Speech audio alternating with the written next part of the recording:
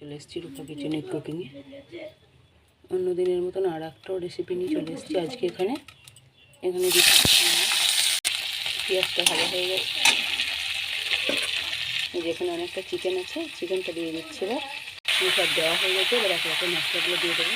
সব মশলাগুলো দেওয়া হয়ে গেছে। এবার লবণ দিচ্ছি। এবার চিকেনটাই দিচ্ছি। এই যে আদা রসুন বাটা আছে, এটা একসাথে আছে, এটা দিয়ে দিচ্ছি। এবার সব মশলাগুলো একসাথে দিয়ে দিয়েছি। এবার আদা রসুনটা দিলাম। এবার ভালো করে এটা নেড়ে নেবো।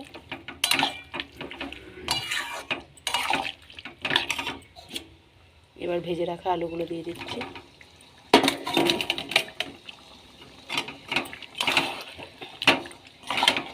এবার চাপা দিয়ে রেখে দেবো। নিজে কত জল বার হয়েছে, জলটা এবার মারাতে হবে।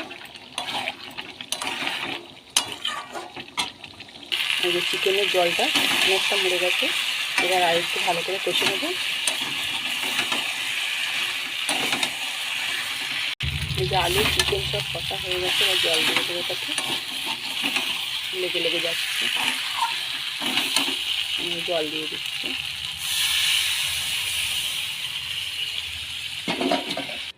এই যে জল দিয়ে দিয়েছি। এবার চাপা দিয়ে রাখবো সিদ্ধর জন্য।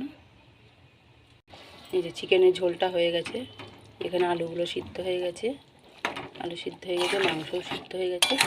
এবার এটাকে নামিয়ে দেবো একটু গরম মশলার গুঁড়ো দিয়ে। গরমের পাতলা ঝোল মুরগির মাংসের। এই যে গরম মশলার গুঁড়ো, এটা দিয়ে দিচ্ছি ওপর দিয়ে।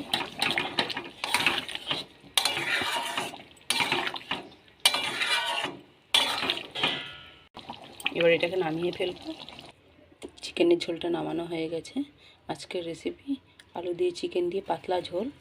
অবশ্যই ভিডিওটা প্রথম থেকে শেষ পর্যন্ত দেখবেন। কেমন হয়েছে অবশ্যই জানাবেন। ভালো লাগলে একটা লাইক করবেন।